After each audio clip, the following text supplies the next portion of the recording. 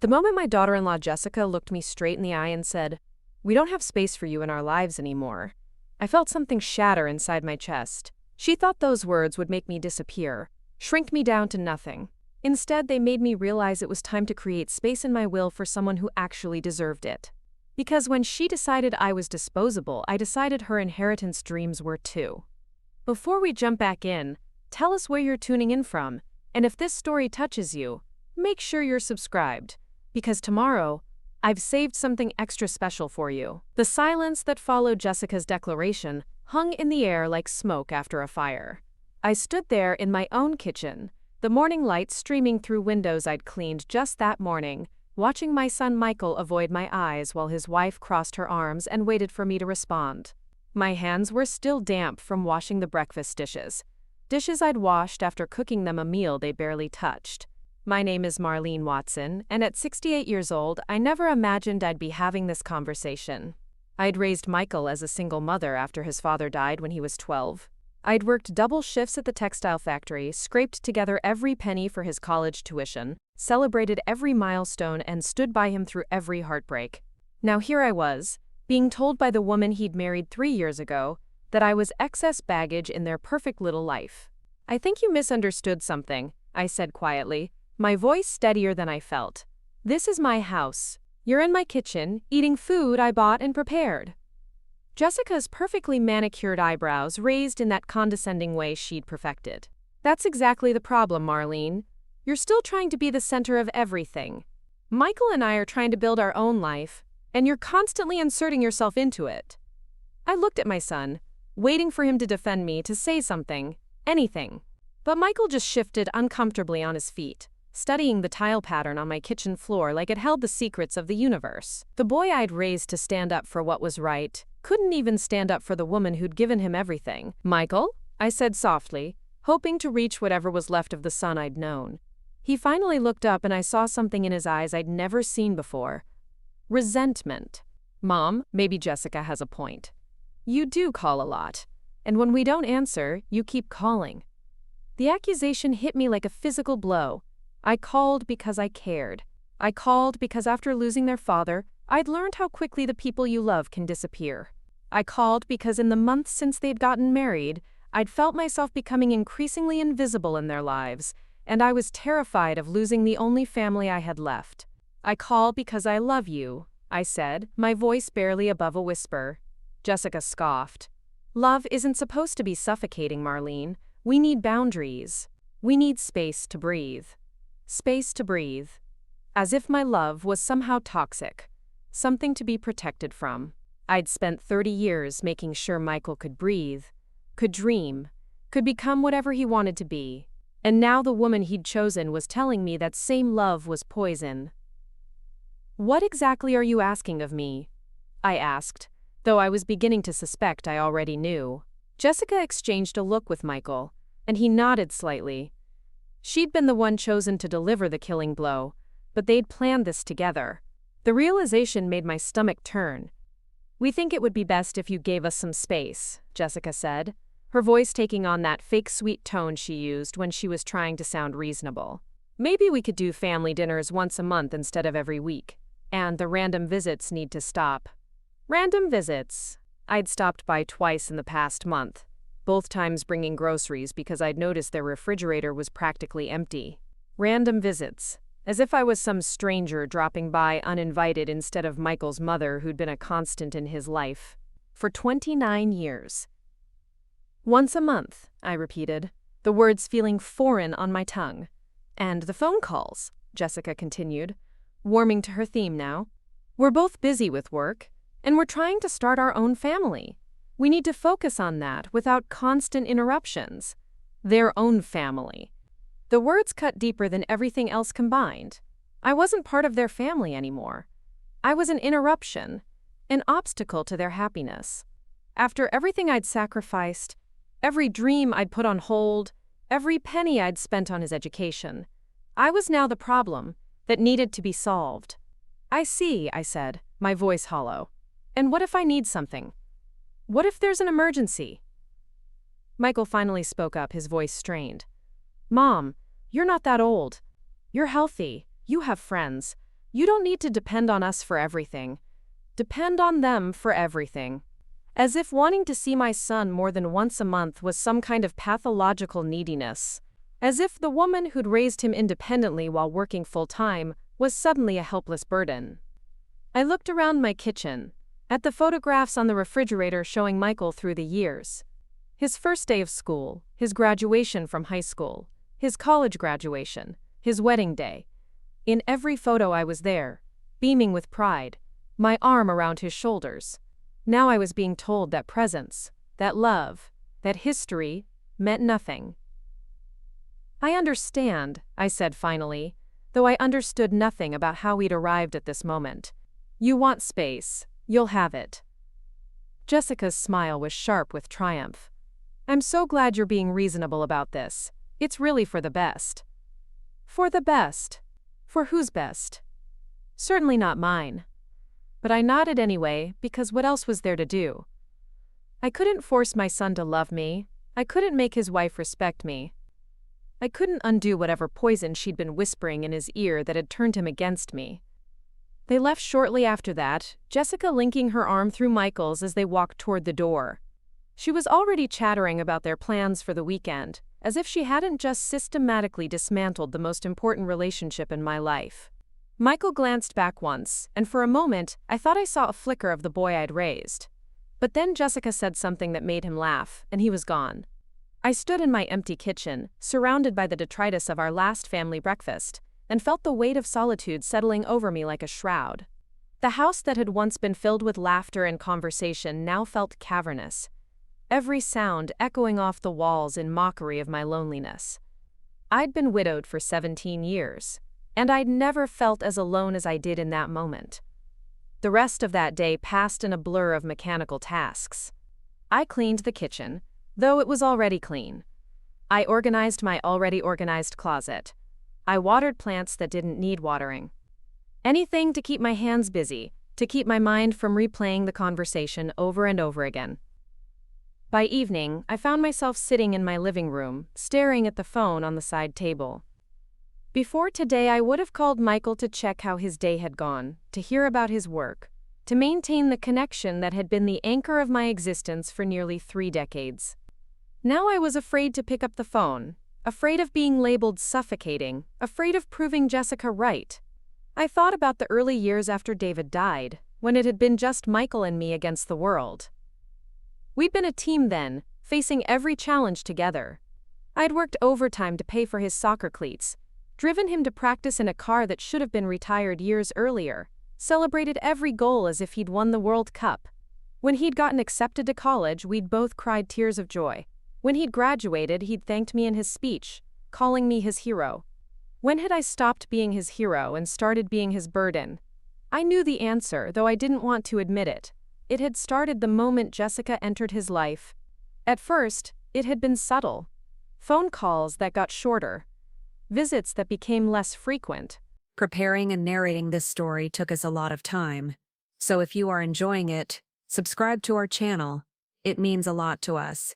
Now, back to the story. Excuses about being busy with work or social commitments.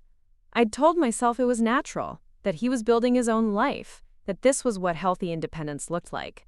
But then Jessica had started making little comments, observations about how much I called, suggestions that I should get out more and find my own interests.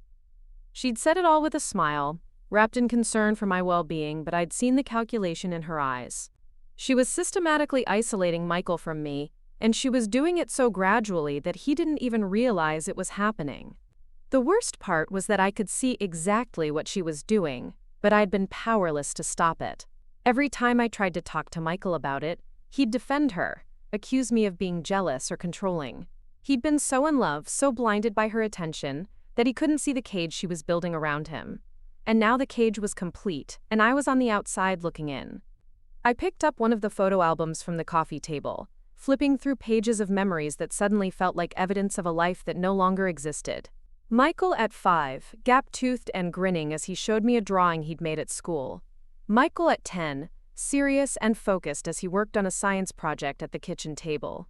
Michael at 16, rolling his eyes at my insistence on taking pictures before his first date. Every photo told the same story. A mother and son who'd been inseparable, who'd faced the world together, who'd built their lives around each other. Now Jessica was rewriting that story, turning it into something unhealthy, something that needed to be fixed. I closed the album and set it aside, feeling the weight of the decision that was slowly forming in my mind. If I was no longer part of their family, if I was just an inconvenience to be managed, then maybe it was time to reconsider what I owed them. For months, I'd been thinking about updating my will. My lawyer had been encouraging me to review it, especially after property values in the neighborhood had increased significantly. The house that David and I had bought for $30,000 30 years ago was now worth over $400,000. Add to that my savings, my retirement accounts, and David's life insurance policy that I'd never touched, and I had a substantial estate to leave behind. I'd always assumed it would all go to Michael and Jessica. They were my family, my legacy. But family, I was learning, was supposed to be a two-way street. You couldn't just take from someone for 30 years and then discard them when they became inconvenient. I thought about Mrs. Chen next door, who'd been checking on me more frequently since her husband passed last year. She'd noticed that Michael's visits had become less frequent, though she'd been too polite to say anything directly. Just last week, she'd brought over a casserole and stayed for tea, listening patiently as I talked about feeling disconnected from my son. Sometimes the people who choose to love us are more family than the people who are supposed to, she'd said quietly. I learned that with my own children. At the time, I'd thought she was just being kind. Now I wondered if she'd been trying to tell me something important. I also thought about Dr. Martinez, my physician, who'd been treating me for the past 15 years. During my last appointment, he'd asked about my support system, and I'd automatically mentioned Michael. But when he'd pressed for details, I'd realized how little actual support I was receiving. Dr. Martinez had gently suggested that I might want to consider building a broader network of relationships, maybe volunteering somewhere or joining a community group. Social isolation is a significant health risk as we age, he'd said. It's important to have multiple sources of connection and support. Multiple sources. Not just the one person I'd been clinging to, the one person who was now telling me I was clinging too tightly. The phone rang, jarring me from my thoughts. For a moment, my heart leaped with hope. Maybe Michael was calling to apologize, to tell me he'd made a mistake, to say that Jessica had been out of line. Maybe he'd realized that love wasn't supposed to be rationed like medicine, doled out in carefully measured doses. But when I picked up the phone, it was my sister Ruth calling from Arizona. We'd maintained a cordial relationship over the years, but we'd never been particularly close. She was calling to tell me about her grandson's college graduation, chattering happily about the ceremony and the family celebration afterward. It was wonderful having everyone together, she said. You should come visit sometime. The kids would love to meet their Aunt Marlene. After I hung up, I sat in the silence of my living room and felt the contrast acutely. Ruth's family gathered to celebrate milestones. My family told me I was taking up too much space in their lives. Ruth's grandchildren wanted to meet me. My own son could barely tolerate my presence. I'd been so focused on holding on to Michael that I'd forgotten there were other ways to build a life, other people who might appreciate my presence instead of enduring it. I'd been so afraid of losing the only family I had that I'd allowed myself to become smaller and smaller, accepting less and less, until I'd become the exact kind of desperate, needy person Jessica accused me of being. But maybe it wasn't too late to change that. Maybe it was time to stop begging for scraps of attention from people who saw me as a burden and start investing in relationships with people who actually wanted me around. The next morning, I called my lawyer's office and made an appointment to review my will. Then I called the community center and asked about volunteer opportunities. If Michael and Jessica wanted space, they would have it. All the space in the world. And they could have it without expecting a penny of my inheritance. The community center was bustling with activity when I arrived for my volunteer orientation the following Tuesday. I'd signed up to help with the literacy program, something I'd always been passionate about but never had time for when I was working and raising Michael. The coordinator, an energetic woman named Carmen Rodriguez, welcomed me with genuine enthusiasm. "We're so grateful to have you, Marlene," she said, leading me through the building.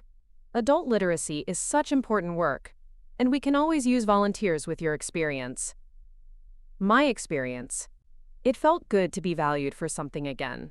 to be seen as someone with something to offer, rather than someone who was always asking for something. Carmen introduced me to the other volunteers, a diverse group of retirees, college students, and working adults, who'd carved time out of their schedules to help others learn to read. Reading changes everything, explained Helen, a retired teacher who'd been volunteering for 5 years. We work with adults who never had the chance to learn properly, immigrants who are learning English, people who are studying for their GED. It's incredible to watch someone's confidence grow as their reading improves. I was assigned to work with Maria, a 35-year-old woman from El Salvador who was determined to improve her English so she could help her children with their homework. During our first session, her dedication was immediately apparent. She worked 2 jobs to support her family, but she never missed our Tuesday and Thursday appointments. "I want to be a good mother," she explained in her careful English. "I want to help my children with school, but I need to learn more words." Her determination reminded me of myself in those early years after David died, when I'd been so focused on giving Michael every opportunity that I'd forgotten to invest in my own growth. Maria's children were lucky to have a mother who was willing to sacrifice for their future. Just like Michael had been lucky to have a mother who'd done the same for him. The difference was that Maria's children appreciated her sacrifices. They would race to the community center after school to walk home with her, chattering in rapid Spanish about their day. I watched the way her face lit up when she saw them, the way they hugged her without embarrassment or reservation. This was what family was supposed to look like: mutual love, respect, and support. "Your children are beautiful," I told Maria after one of our sessions. She beamed with pride. "They are my heart. Everything I do for them. They understand this, and they help me too. Family is everything, yes? Family is everything. Yes, it was supposed to be. But family was also supposed to be a source of strength, not a source of pain. It was supposed to lift you up, not tear you down. It was supposed to be built on love and respect, not on obligation and guilt." As the weeks passed, I found myself looking forward to my volunteer sessions more than I'd looked forward to anything in months. The work was meaningful, the people were kind, and I felt valued in a way I hadn't experienced in years. Carmen frequently praised my patience and dedication, and several of the students specifically requested to work with me. "You have a gift for this," Carmen told me one afternoon. "Have you ever considered making this more than just volunteer work?" I hadn't, but her words planted a seed. For the first time in years, I was thinking about my own future, my own goals, my own dreams, not as Michael's mother, but as Marlene Watson, a woman with her own interests and aspirations. Meanwhile, my relationship with Michael and Jessica had settled into the cold distance they'd requested. Our monthly dinners were stilted affairs, filled with awkward silences and superficial conversation. Jessica dominated the conversations, talking about her job, their social activities, their plans for the future. Michael occasionally attempted to ask about my life, but his questions felt obligatory, as if he was checking items off a list rather than genuinely caring about my answers. During one particularly uncomfortable dinner, Jessica announced that they were looking for a bigger house. "We found this amazing place in Westfield," she said, her eyes bright with excitement. "It's got 4 bedrooms, a big backyard, perfect for when we start having kids. The only problem is the down payment." She glanced meaningfully at Michael, who shifted uncomfortably in his chair. I could see the calculation in her eyes, the assumption that I would offer to help financially. After all, wasn't that what parents were supposed to do? Provide money when their children needed it? "It sounds lovely," I said neutrally, cutting another piece of my chicken. Jessica waited for me to offer assistance, and when I didn't, she pressed harder. "The thing is, we're just a little short on the down payment. We've been saving, but with property values going up so fast, it's hard to keep up." I nodded sympathetically but said nothing. Let her ask directly if she wanted my money. Let her abandon the pretense that this dinner was about family, and admit it was about what I could provide for them. Michael finally spoke up, his voice strained. "Mom, we were wondering if you might be able to help us with the down payment. We'd pay you back, of course." Of course they would. Just like Jessica had promised to respect my feelings when she'd married my son, just like Michael had promised to stay close when he'd moved across town. Their promises were as worthless as their affection. "I'm sorry," I said calmly, "but I'm not in a position to help with that right now." The lie came easily, smoothly. I had more than enough money to help them, but I wasn't about to fund their dream house while they treated me like an unwelcome stranger. If they wanted to build a life that didn't include me, they could do it with their own resources. Jessica's face flushed with anger. "But you have the money? You're just sitting on it, not doing anything with it." "Jessica," Michael warned, but she was beyond caring about diplomacy now. "No, Michael, this is ridiculous. Your mother is being selfish. She's punishing us because we asked for some space, and now she's holding money over our heads like some kind of weapon." I set down my fork and looked at her directly. "I'm not holding anything over anyone's head. You asked for space, and I gave it to you. You wanted independence, and I'm letting you have it. That includes being financially independent." "That's not fair," Jessica snapped. "You're Michael's mother. You're supposed to help us." "I'm supposed to help you?" I repeated. "What exactly am I supposed to get in return for this help? A monthly dinner where you tolerate my presence? A phone call every few weeks if I'm lucky? You've made it very clear that I'm not part of your family, Jessica. So why should I fund your family's dreams?" The silence that followed was deafening. Michael stared at his plate, and Jessica glared at me with undisguised hatred. The mask had finally slipped, and I could see exactly what she thought of me.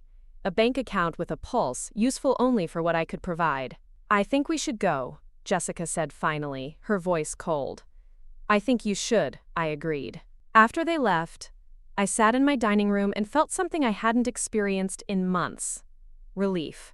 I'd stood up for myself, set boundaries, refused to be used. It felt terrifying and exhilarating at the same time. The next day, I called my lawyer and moved up my appointment to review my will. It was time to make some changes. Robert Henley had been my lawyer for over a decade, handling everything from David's estate to my own legal needs. He greeted me with his usual warm professionalism, but I could see the concern in his eyes as I explained what I wanted to do. "You want to remove Michael and Jessica from your will entirely?" he asked, his pen poised over his legal pad. "Entirely," I confirmed. "I want to leave everything to charitable organizations that do meaningful work in the community." Robert leaned back in his chair, studying me carefully. "Marlene, I have to ask, is this decision being made in anger? Because if it is, I'd recommend waiting until you've had some time to cool off." "I'm not angry," I said, and realized it was true. "I'm clear-headed, maybe for the first time in years. My son and his wife have made it abundantly clear that they don't want me in their lives except when it's convenient for them. They want independence, and I'm giving it to them. Complete independence. Have you considered leaving them something smaller instead of cutting them out entirely? Sometimes a gesture like that can open the door to reconciliation." I thought about his suggestion, but the idea left me cold. They don't want reconciliation, Robert. They want space. And they want my money. I'm happy to give them one of those things. Robert made notes on his pad, occasionally glancing up at me with a mixture of concern and admiration. "All right then, let's talk about beneficiaries. Do you have specific organizations in mind?" I did. Over the past few weeks, I'd been researching different charities and causes that mattered to me. The community center literacy program would receive a significant portion of my estate. The local food bank, where I'd started volunteering on weekends, would get another substantial gift. The scholarship fund at the community college, where I'd enrolled in a creative writing class, would benefit as well. I also want to set up a scholarship specifically for single mothers who are trying to further their education, I told Robert. I know how hard it is to balance work, parenting, and school. I want to help other women who are in the situation I was in 30 years ago. That's a beautiful way to honor your own experience, Robert said, making more notes. We can establish that as a separate fund through the Community Foundation. As we worked through the details, I felt a sense of peace settling over me. This was what David would have wanted, I realized. He'd always believed in helping others, in giving back to the community. He would have understood my decision to support people who were working to better their lives, rather than enabling people who saw me as nothing more than a resource to be exploited. "There's one more thing," I said as we were finishing up. "I want to include a letter explaining my decision. I want Michael to understand that this isn't about punishment. It's about choosing to invest in relationships that are mutual rather than one-sided. Robert nodded. We can include a letter with the will. Just remember that anything you write will become part of the legal record, so you'll want to choose your words carefully. That evening, I sat at my kitchen table with a cup of tea and a blank sheet of paper, thinking about what I wanted to say to my son. How do you explain to someone that they've broken your heart? How do you tell them that their love had conditions you could never meet? How do you say goodbye to the person who'd been the center of your world for 30 years? I started writing, crossed out lines, started again. The words came slowly at first, then faster as I found my voice. By the time I finished, I'd written 3 pages of the most honest words I'd ever put on paper. It wasn't angry or bitter, it was just true. When I sealed the letter in an envelope and placed it in my desk drawer, I felt like I was closing a chapter of my life. The next chapter was still being written, but for the first time in months, I was looking forward to seeing how it would unfold. The weeks that followed my meeting with Robert felt like stepping into a new skin. I'd signed the papers, made my choices, and for the first time in months, I wasn't second-guessing myself. The weight I'd been carrying around my chest had lifted, replaced by something I barely recognized anymore. Freedom. My mornings now had a rhythm that belonged entirely to me. I'd wake up at 6, make coffee the way I liked it, strong and black, without worrying about whether Michael preferred cream or if Jessica thought caffeine was bad for my health. I'd sit on my back porch, watching the sunrise paint the sky in colors that seemed more vivid than they had in years. The silence wasn't lonely anymore, it was peaceful. At the community center, my work with Maria had evolved into something beautiful. Her English was improving rapidly, but more than that, her confidence was blossoming. She'd started speaking up in our group sessions, helping newer students with basic pronunciation, even cracking jokes in her careful, deliberate English. Watching her transformation reminded me that growth was still possible, even when you thought you'd already become who you were supposed to be. Marlene, Maria said during one of our sessions, looking up from the book we'd been reading together, you are different now. More. How do you say bright? Bright? I asked, wondering if she meant cheerful. She searched for the words, her brow furrowed in concentration. Like light inside you is stronger. Before, you seem, how you say, gray? Sad gray. Now you are colorful. Her observation caught me off guard. I hadn't realized the change was so visible to others, but she was right. I felt more colorful, more alive, more like myself than I had in years. The woman who'd been shrinking to fit into the tiny space her family had allocated for her was gone. In her place was someone I was just beginning to meet. Carmen had started giving me more responsibilities at the center. I was now coordinating the Thursday evening sessions and had begun developing a specialized program for older adults who wanted to improve their reading skills. The work challenged me in ways I hadn't been challenged since my early years at the textile factory, when I'd fought for every promotion and pushed myself to learn new skills. You're a natural leader, Carmen told me one afternoon as we planned the next month's schedule. Have you ever thought about taking some education courses? There are programs specifically designed for adult literacy instruction. The idea intrigued me more than I wanted to admit. For 30 years, I'd defined myself primarily as Michael's mother.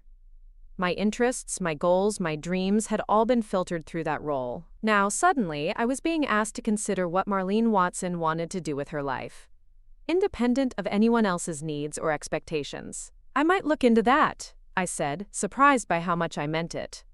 That evening, I found myself browsing the community college website, looking at continuing education programs. There were courses in everything from business management, to art therapy, to early childhood development. For the first time in decades, the future felt like an open book, rather than a predetermined path.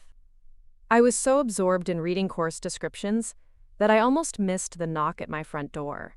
When I opened it, Michael stood on my porch, looking uncomfortable and slightly out of breath, as if he'd been pacing before working up the courage to knock. "Hi, Mom," he said, his hands shoved deep in his jacket pockets. "Can we talk?" I stepped aside to let him in, noting that Jessica wasn't with him. This was the first time he'd come to see me alone since their ultimatum 2 months ago.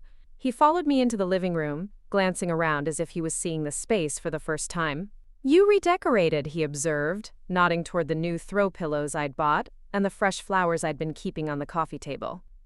A little, I said, settling into my favorite chair.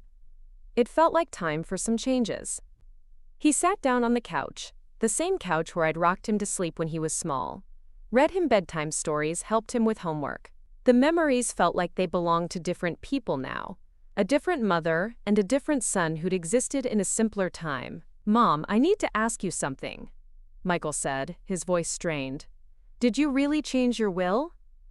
So that's why he was here. Not because he missed me or wanted to repair our relationship, but because he'd heard about the money. I wondered who told him. Robert was too professional to breach confidentiality, so Michael must have heard it through someone else. Yes, I said simply. I did. His face went through several expressions: shock, hurt, anger, and finally something that looked like panic. But why? I mean, I know Jessica and I asked for some space, but that doesn't mean... I never thought you'd cut me out completely.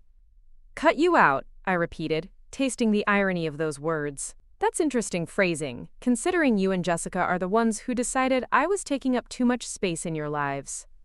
That's different, he said quickly. That was about boundaries, about giving our marriage room to grow. This is about everything. This is about our future, our family. Your family, I corrected. You made it very clear that I'm not part of your family anymore. I'm just the woman who gave birth to you and raised you and sacrificed everything for you. But I'm not family. I'm an obligation you'd rather not have. Michael ran his hands through his hair, a gesture he'd made since childhood when he was frustrated. Mom, that's not fair. You're taking everything Jessica said out of context. She didn't mean we don't want you in our lives at all. Then what did she mean, Michael? Because from where I was standing, it seemed pretty clear. You want me to call less, visit less, need less. You want me to take up less space so you can have more room for the life you're building together. Well, congratulations. You have all the space you could possibly want. But the will, Mom, that's permanent. That's not about space or boundaries. That's about cutting me off entirely. I looked at my son, this man I'd raised to be thoughtful and kind, and saw only someone focused on what he stood to lose financially.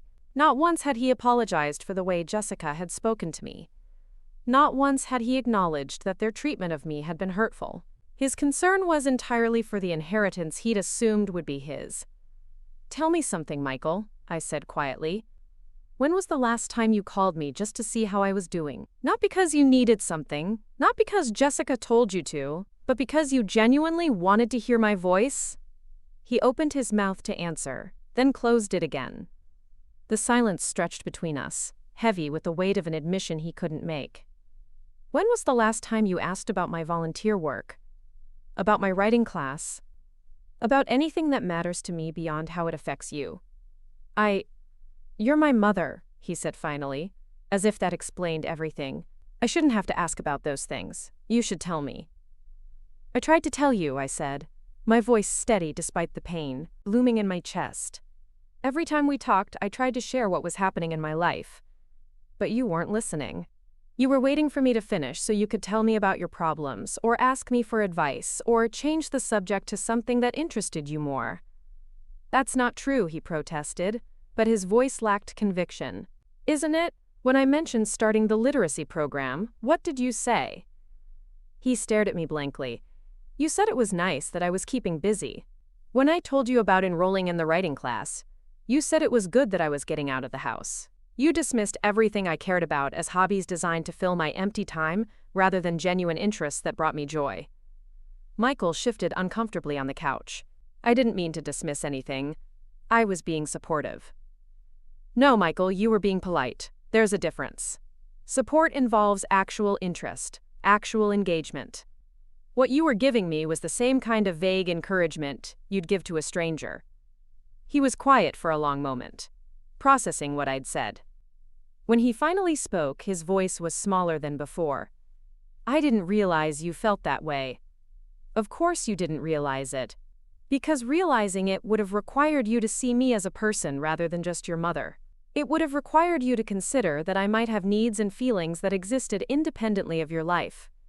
So you're punishing me by giving away my inheritance? And there it was. The real issue. Not my feelings, not our relationship, but the money. I felt something inside me grow cold and hard. Your inheritance? I said, my voice sharper than I'd intended. Since when is money I earned and saved somehow yours? Since when do you have a claim on resources I worked 40 years to accumulate? Since I'm your son, he said, as if it were obvious. Since you've always said everything you had would come to me someday. That was when I thought I had a son who loved me, not a son who saw me as a bank account he'd someday inherit. That's not. I do love you, Mom. But this is about more than love. This is about family legacy, about taking care of each other. Taking care of each other, I repeated. When was the last time you took care of me, Michael? And I don't mean financially. When was the last time you showed up when I needed emotional support? When was the last time you put my needs ahead of what was convenient for you? He couldn't answer, and we both knew why. Because he hadn't.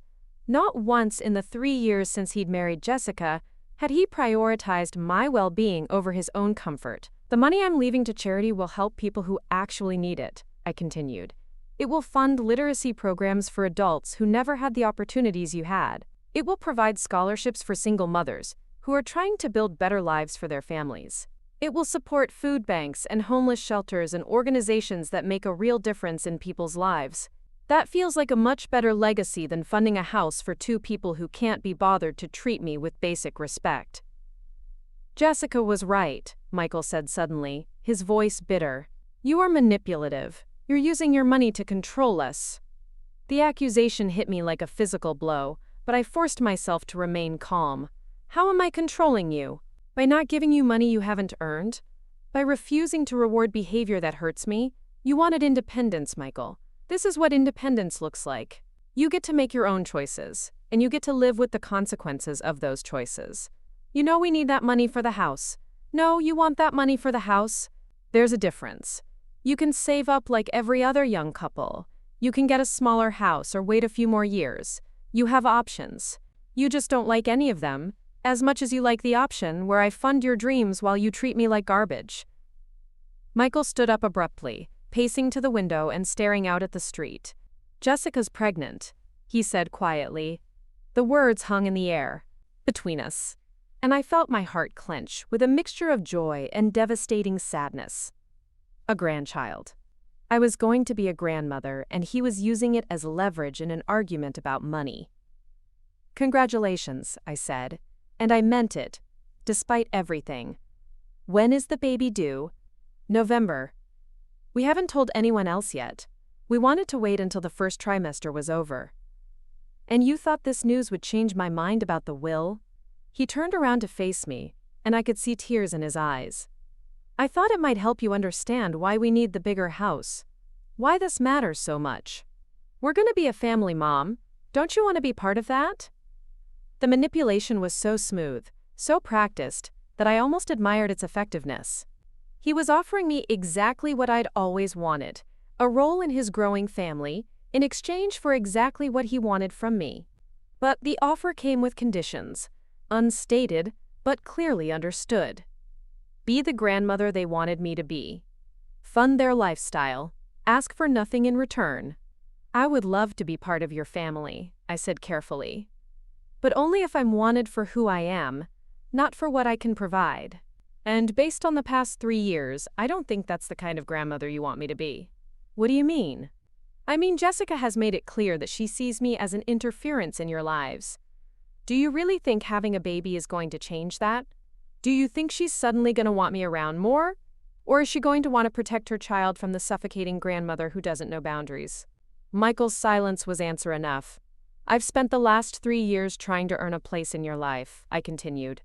Walking on eggshells, making myself smaller, accepting less and less until I barely existed in your world at all. I'm not going to do that with my grandchild. I won't be the grandmother who gets scheduled visits once a month, who has to ask permission to buy presents, who gets criticized for every interaction. Either I'm part of the family or I'm not. You can't have it both ways. So you're going to punish your own grandchild because you're mad at us? I'm not punishing anyone. I'm protecting myself from a relationship that would only cause me pain. And I'm protecting that child from a grandmother who would inevitably disappoint their parents by loving too much. Michael sat back down heavily, his head in his hands. I don't know how we got here. We got here because you chose Jessica's vision of family over the reality of family. We got here because you decided that keeping your wife happy was more important than maintaining a relationship with your mother. We got here because you let someone else define what love should look like. Jessica doesn't hate you, he said weakly. No, she doesn't hate me. She's completely indifferent to me. I'm just an obstacle to be managed, a problem to be solved. And you've decided that's acceptable because it's easier than standing up for me. It's complicated, Mom. Marriage is complicated. Marriage is complicated, I agreed. But choosing between your wife and your mother shouldn't be. A good partner doesn't ask you to choose. A good partner works to build relationships with your family, not destroy them. Michael was quiet for a long time, staring at his hands. When he finally looked up, his eyes were red with unshed tears. What if I talked to Jessica? What if we could work something out? Work something out, I repeated. You mean find a compromise where I get slightly less ignored in exchange for funding your house? That's not what I meant. Isn't it?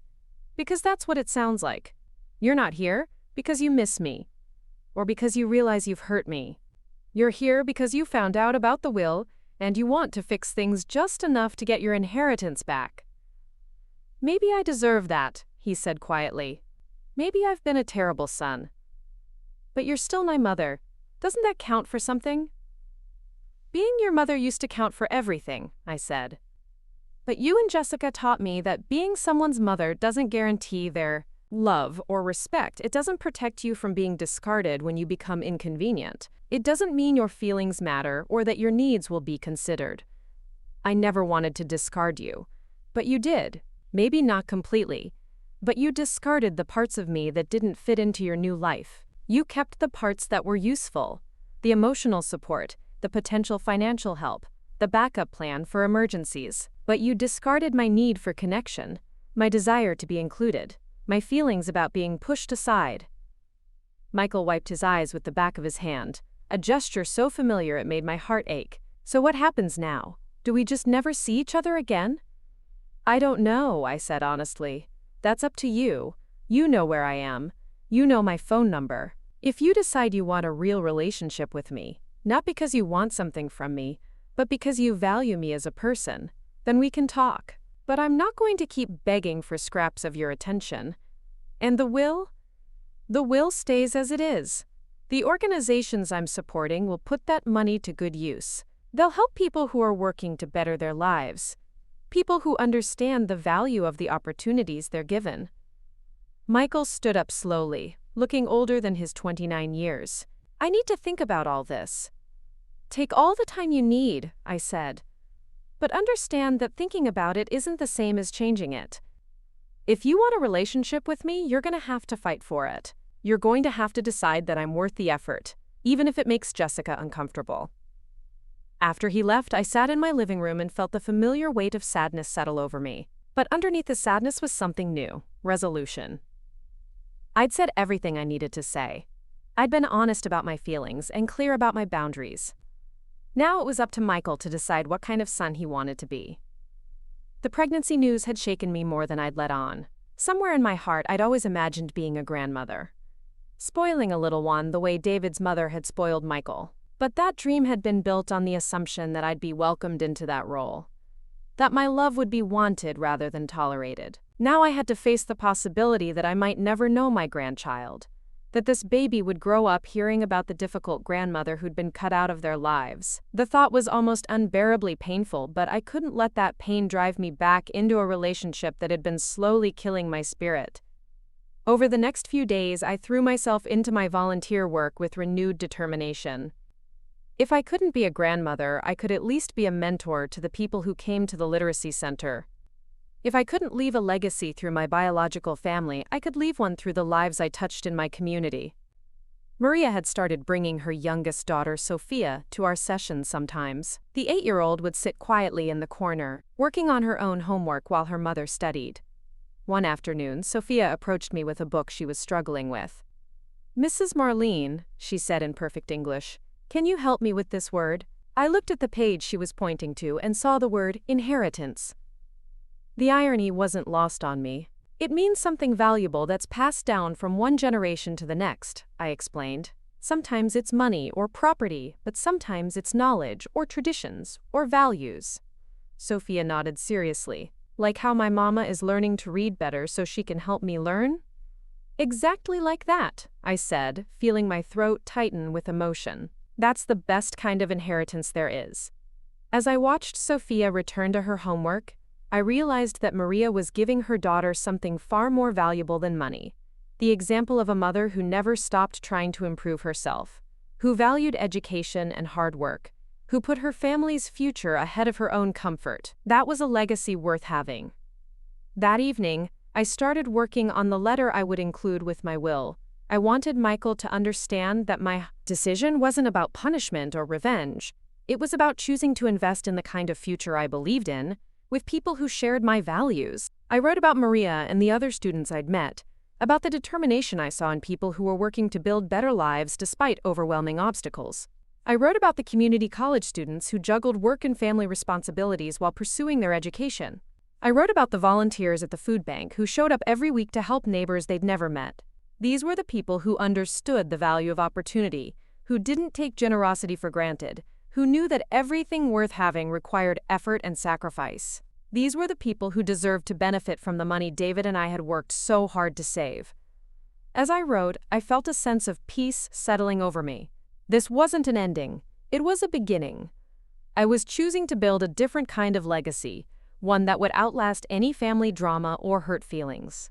I was choosing to be remembered not as someone's disappointing mother, but as someone who'd used her resources to make a real difference in the world. The letter was 3 pages long when I finished it, and every word was true. I folded it carefully and placed it in the envelope that would accompany my will. Whatever happened with Michael and Jessica, whatever role I ended up playing in my grandchild's life, I knew I'd made the right choice. A week later, Carmen approached me with an opportunity that felt like a sign from the universe. "There's a position opening up," she said, her eyes bright with excitement. "The regional literacy coordinator is retiring next year, and they're looking for someone to take over the program. The salary isn't huge, but it comes with benefits and the chance to develop curriculum for centers throughout the county. I think you'd be perfect for it." A job. A real job, with purpose and meaning and the chance to make a difference on a larger scale. I hadn't had a job in 3 years, hadn't even considered the possibility of working again, but the idea of it filled me with an energy I hadn't felt in years. "I'd need more training," I said, thinking out loud. "Probably some education courses." "The position comes with a professional development budget," Carmen explained. "They'd pay for you to get the credentials you need." "Marlene, this could be exactly what you're looking for." She was right. It was exactly what I was looking for, even though I hadn't known I was looking for anything. For the first time since David died, I could see a future that excited me, a purpose that had nothing to do with being someone's mother or grandmother or caretaker.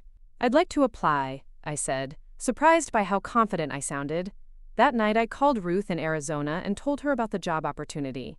We talked for over an hour, the longest conversation we'd had in years. She was excited for me, genuinely happy about the new direction my life was taking.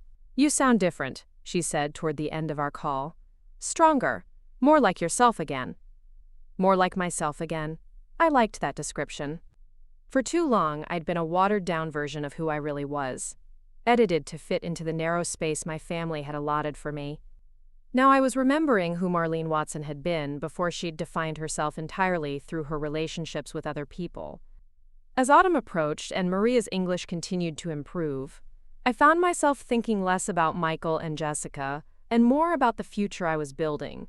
They hadn't called since his visit to discuss the will, and I'd stopped waiting for the phone to ring. Instead, I was focused on my application for the coordinator position, on my writing class, on the new friendships I was developing with my fellow volunteers. The woman who'd once measured her worth by how much her family needed her was learning to measure it by how much she could contribute to her community. It was a different kind of validation, but it felt more solid, more reliable. The people I was helping didn't take my efforts for granted because they understood how much work went into building a better life. One evening, as I was preparing for bed, I caught sight of myself in the bathroom mirror and paused. Maria had been right. There was something different about me now. The woman looking back at me had clear eyes and straight shoulders. She looked like someone who knew her own worth, someone who wouldn't settle for being treated as an afterthought. I smiled at my reflection, thinking about the journey that had brought me to this moment. Losing my son's love had been devastating, but it had also been liberating. In the space where his approval used to live, I'd found room for self-respect. In the time I'd once spent worrying about his needs, I'd discovered my own dreams. The phone rang then, startling me from my thoughts. For a moment, my old habits kicked in, and I wondered if it might be Michael, calling to apologize, to fix things between us. But as I walked toward the phone, I realized I no longer hoped it was him. I was content with the life I was building, with or without his presence in it. It was Helen from the Literacy Center, calling to tell me about a grant opportunity that could fund expanded programming. We talked for 20 minutes about budgets and curriculum development and community outreach. When I hung up, I felt energized and purposeful, in a way that had nothing to do with family drama or hurt feelings. This was my life now. These were my priorities. And for the first time in years, I was genuinely excited about what tomorrow might bring. 3 months passed without a word from Michael or Jessica, and I found myself settling into a routine that felt remarkably fulfilling. My application for the literacy coordinator position had been accepted, and I was scheduled to start in January after completing a certification program through the state university. The prospect of returning to school at 68 felt both terrifying and exhilarating, like stepping off a cliff and discovering I could fly. The certification program met on weekends, which meant I could continue my volunteer work at the center while preparing for my new role. My classmates were an eclectic mix of recent college graduates, career changers, and older adults like myself who were pursuing new directions. Initially, I'd worried about keeping up with people decades younger than me, but I quickly discovered that life experience was its own form of education. "You bring such a unique perspective to our discussions," said Dr. Patterson, our instructor, after I'd shared some observations about adult learning styles during a seminar on educational psychology. "Your insights about motivation and resilience are exactly what we need more of in this field." His words sparked something in me that had been dormant for years. I'd forgotten what it felt like to be valued for my mind, for my ideas, for my ability to contribute something meaningful to a professional conversation. At the textile factory, I'd been competent and reliable, but the work hadn't challenged me intellectually. Raising Michael had been rewarding, but ultimately about nurturing someone else's potential, rather than developing my own. Now, suddenly, I was being asked to think critically about learning theory, to develop curriculum, to consider how education could transform communities. The work stretched my brain in ways I hadn't experienced since high school, when I'd dreamed of becoming a teacher before life circumstances pushed me toward more immediately practical paths. Maria had become one of my most devoted students, but our relationship had evolved beyond the typical tutor-student dynamic. She'd started helping with newer students, translating instructions for Spanish speakers who were just beginning their English journey. Her natural teaching ability was remarkable, and I'd suggested she consider pursuing her own certification in adult education. "You think I could do this work like you?" she'd asked, her eyes wide with possibility. "I think you could do this work better than me," I'd replied honestly. "You understand what it's like to start over in a new language, to feel intimidated by systems you don't understand. That's invaluable experience."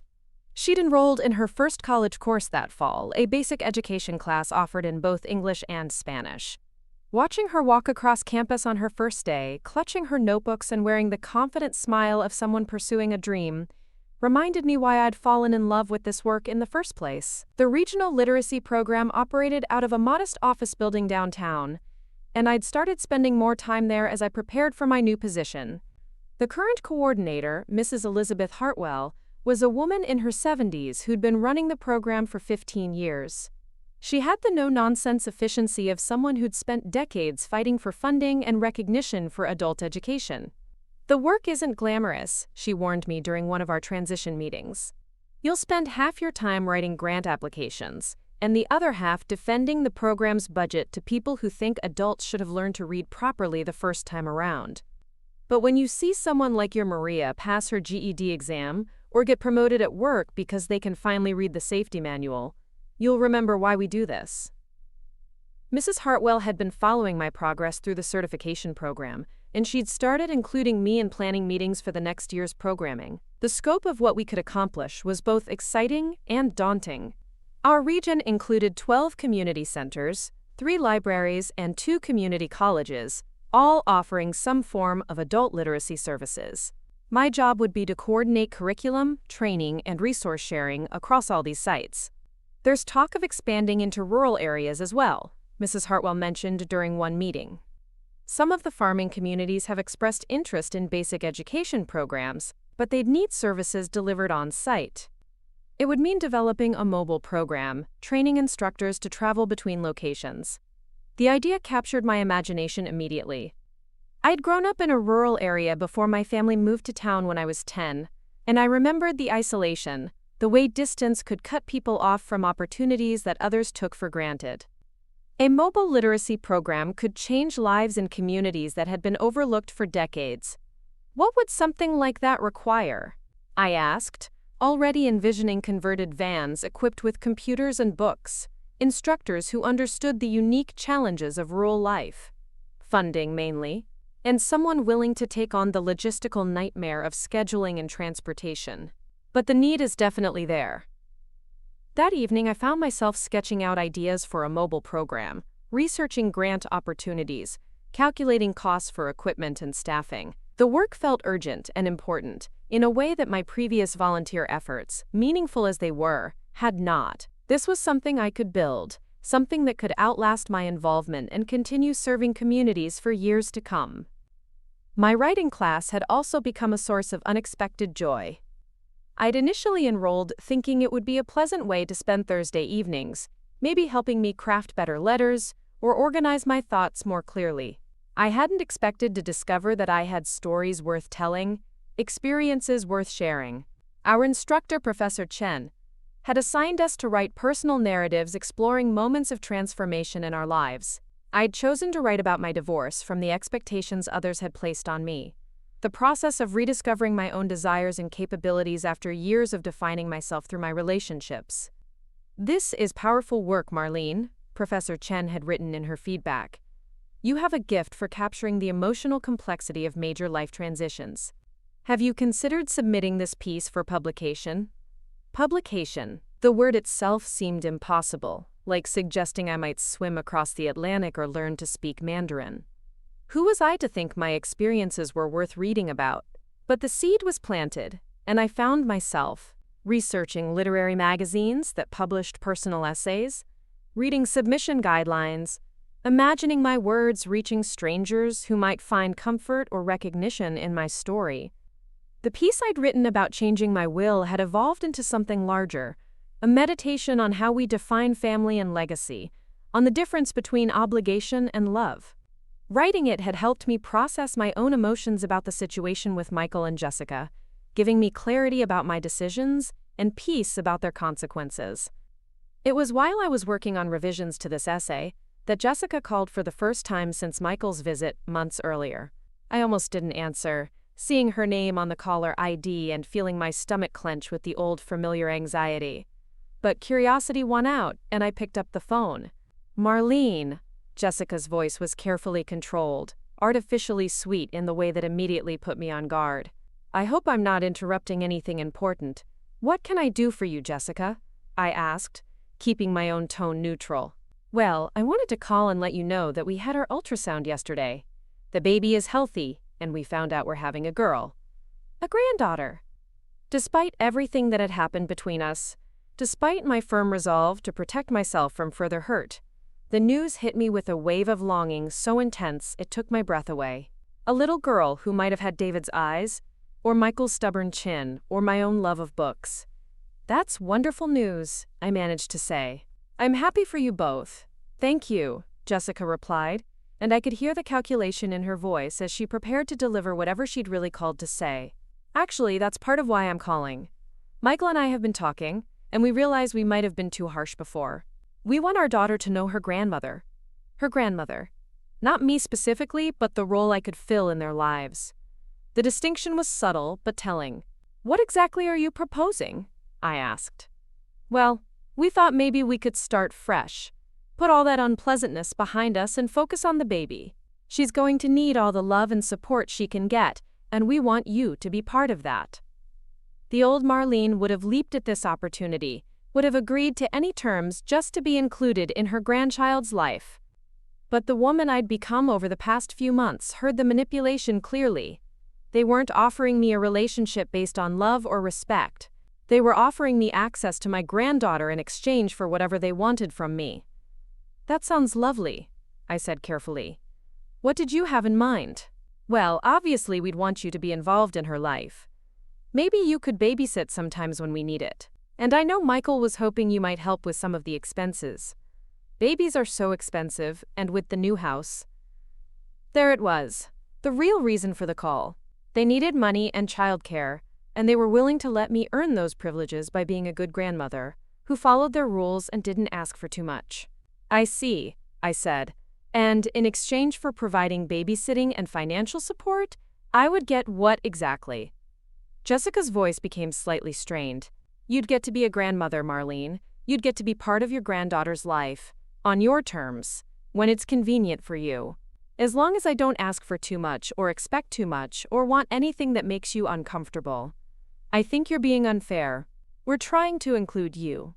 No, Jessica, you're trying to use me, just like you've been trying to use me since the day you married my son. The only difference now is that you have something I want, and you think that gives you leverage. That's not. We genuinely want you to be part of the baby's life, do you? Because 3 months ago, you told me you didn't have space for me in your lives. What's changed?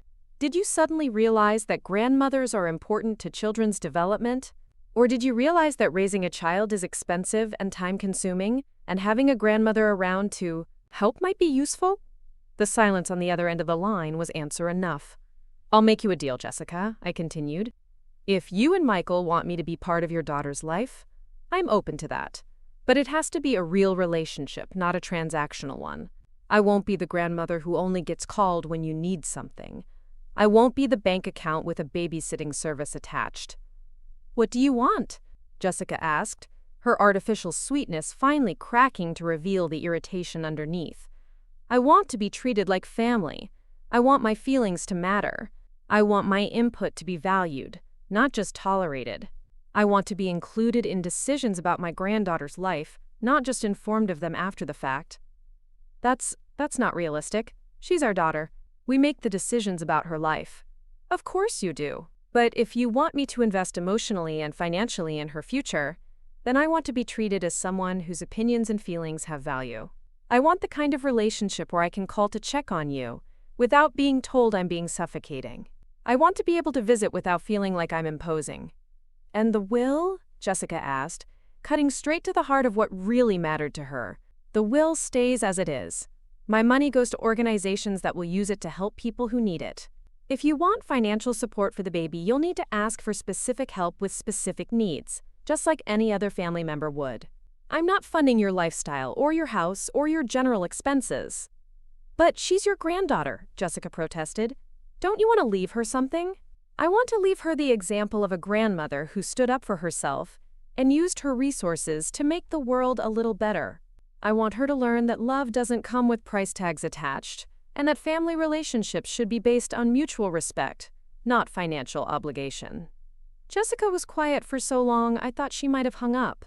When she finally spoke, her voice was cold with barely controlled fury. You're going to regret this, Marlene. You're choosing strangers over your own family. I'm choosing people who value me over people who use me, I corrected. There's a difference. After she hung up, I sat in my kitchen and felt the familiar weight of sadness settle over me. But underneath the sadness was something stronger. Pride. I'd stood my ground. I'd refused to be manipulated.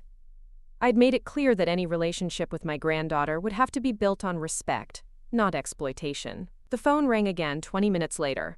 This time it was Michael, and his voice was raw with emotion. Mom, Jessica told me about your conversation. Please don't do this. Please don't cut yourself out of our daughter's life. I'm not cutting myself out of anything, I said gently.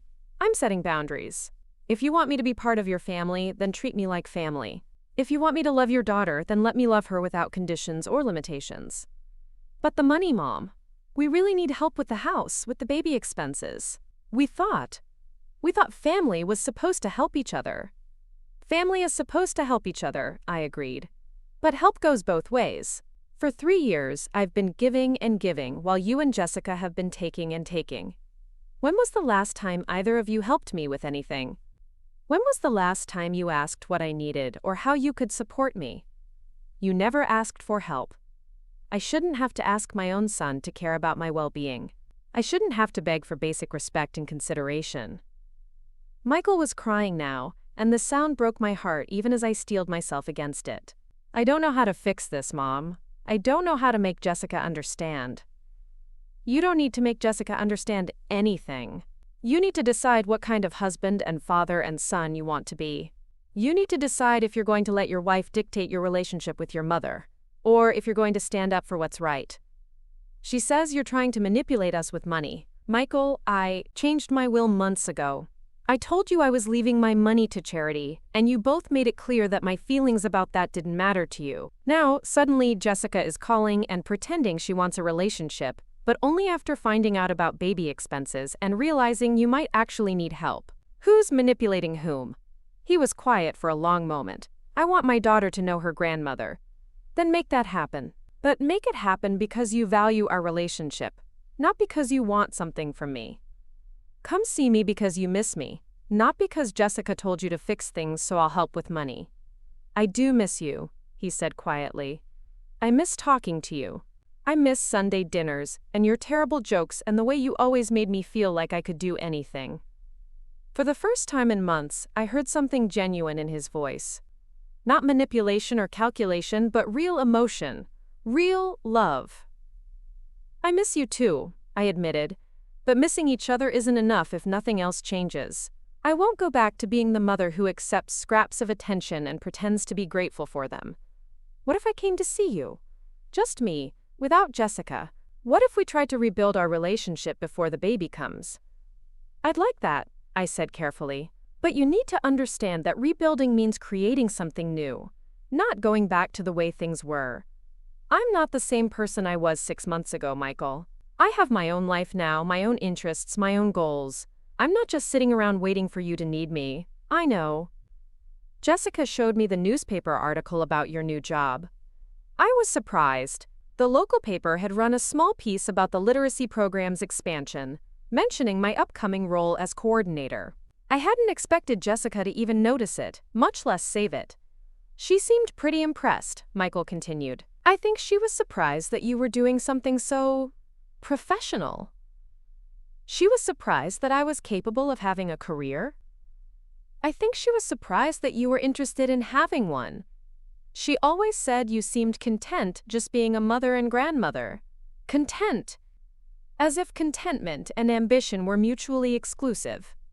As if wanting more from life somehow diminished the love I'd had for my role as Michael's mother. I was content with being your mother when that was a full-time job, I said. But you don't need a full-time mother anymore. You haven't needed one for years. So I found other ways to use my time and talents. I'm proud of you, he said, and something in his voice made me believe he meant it. I should have told you that before. You should have, I agreed. But you're telling me now. We talked for another hour, the longest conversation we'd had in years. He told me about the pregnancy, about Jessica's morning sickness and their fears about becoming parents. I told him about the literacy program, about Maria's progress, about my writing class. For the first time in years, we talked to each other instead of past each other. When we finally hung up, I felt cautiously hopeful. It wasn't forgiveness, and it wasn't a return to our old relationship. But it was a beginning, a recognition that we might be able to build something new together, something healthier and more honest than what we'd had before. Over the next few weeks, Michael started calling regularly, not every day, and not with any expectation that I would drop everything to talk to him, but consistently enough that I began to believe his intentions were genuine. He asked about my work, my classes, my friends. He listened when I talked about my goals for the mobile literacy program. He even read the essay I'd written about our family situation, offering thoughtful feedback that showed he'd understood what I was trying to say. "I didn't realize how much we'd hurt you," he said after reading it. "I mean, I knew you were upset, but I didn't understand how deeply we'd damaged your trust." "Trust takes time to rebuild," I told him. "But I appreciate that you're willing to try."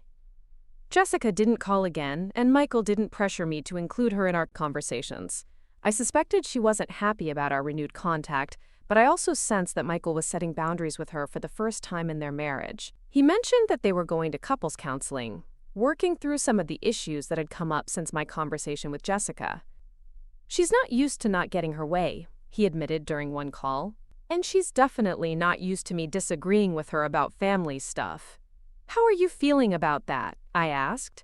"Scared," he said honestly, "but also relieved. I've been avoiding conflict for so long that I forgot how to stand up for what I believe in."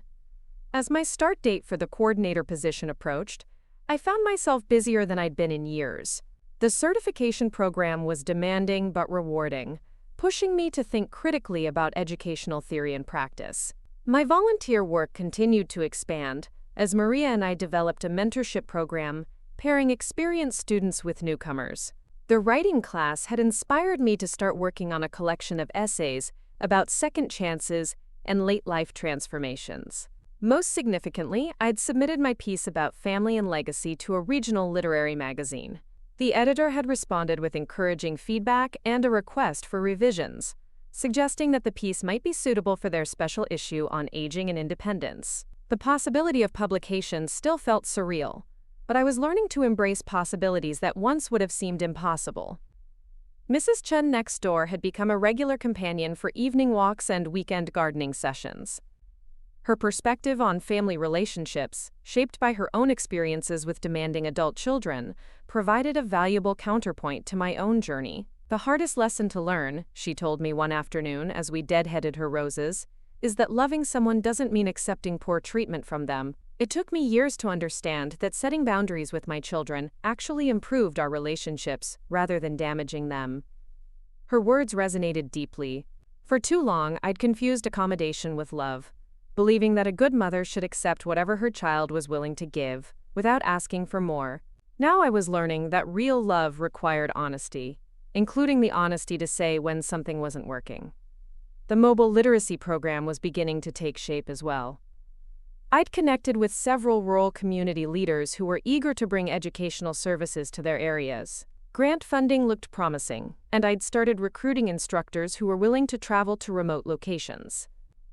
The logistics were complex, but the potential impact made every challenge worthwhile.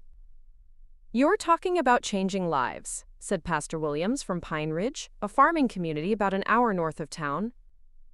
"We've got folks here who've been afraid to apply for better jobs because they can't read well enough to fill out applications.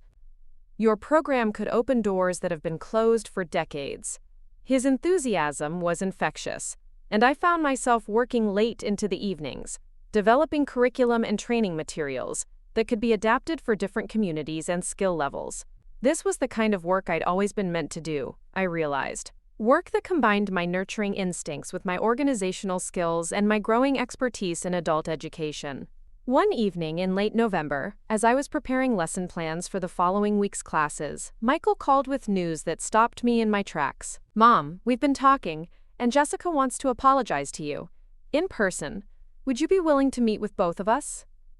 I set down my pen and considered his request carefully. Jessica's previous attempts at communication had been manipulative and self-serving, but Michael's voice carried a note of genuine hope that made me think something might have changed.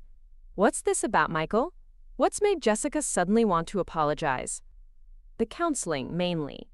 And some conversations we've had about what we want our daughter's childhood to look like. Jessica grew up without any grandparents, and she's starting to realize what she might be depriving our daughter of. And what about what she's been depriving me of? That too. She's beginning to understand that her approach to family relationships might not be as healthy as she thought." I was skeptical, but I was also curious. People could change, and Jessica wouldn't be the first person to reevaluate her priorities when facing the prospect of parenthood. "All right," I said finally. But I want to meet somewhere neutral. Not your house, not mine. Somewhere public, where we can have an honest conversation without anyone feeling like they're on someone else's territory.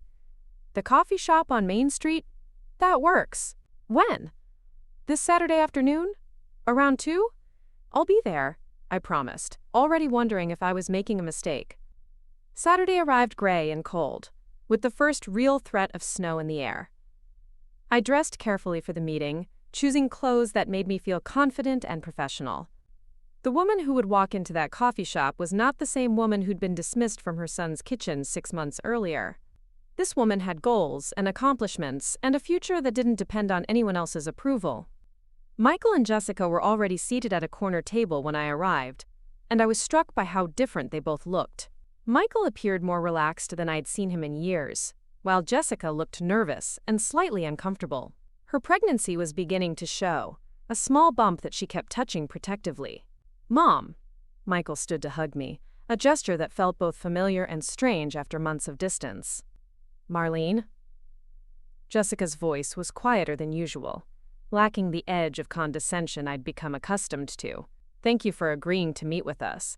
I ordered coffee and settled into my chair, waiting to see what they had to say. The silence stretched between us, and I realized they were waiting for me to make this easy for them, to smooth over the awkwardness and pretend everything was fine. But those days were over. "You wanted to talk," I said finally. "I'm listening." Jessica took a deep breath and began to speak, her words clearly rehearsed but delivered with what seemed like genuine emotion. "I owe you an apology, Marlene. A real apology. I've spent a lot of time in therapy talking about my relationship with you, and I've come to realize that I've been unfair and unkind. I treated you like a problem to be managed instead of a person to be respected." I nodded but didn't respond, waiting to see if there was more. "I think I was threatened by how close you and Michael were," she continued. "I felt like I had to choose between sharing him with you or having him to myself, and I chose selfishly. I tried to push you out instead of making room for all of us to have a relationship." "Why?" I asked. "What made you feel like it had to be a competition?" Jessica looked down at her hands, struggling with the honesty the question required. "I think I was jealous. Michael talked about you with such love and respect, and I'd never had that kind of relationship with my own mother. Instead of trying to learn from your example, I resented it. It was the most honest thing she'd ever said to me, and I felt a small crack appear on the wall I'd built around my heart. I also want to apologize for what I said about not having space for you in our lives," she continued. "That was cruel and untrue. There should always be space for people who love us, and you've never been anything but loving toward our family." "Even when I disagreed with your decisions?" I asked. "Especially then. You disagreed because you cared, not because you wanted to control us." It took me a long time to understand the difference.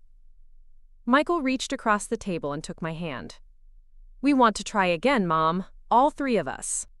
We want to build the kind of family our daughter deserves to grow up in." I looked at both of them, these 2 people who'd caused me so much pain, but who also represented my only connection to the grandchild I already loved, despite never having met her. "What does that look like practically?" I asked. "What are you proposing?" "Regular family dinners," Michael said. "Real conversations about our lives, including you in decisions about the baby, asking for your advice instead of resenting your input." "And the money?" I asked, looking directly at Jessica. She flushed slightly but met my eyes.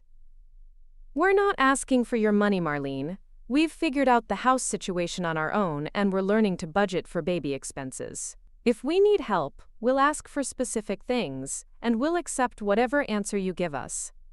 And if I say no, then we'll respect that and find another way," Jessica said firmly.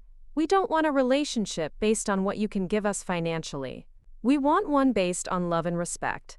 I studied both of their faces, looking for signs of deception or manipulation. But what I saw was hope, genuine remorse, and a commitment to change that felt real. "I need you to understand something," I said finally.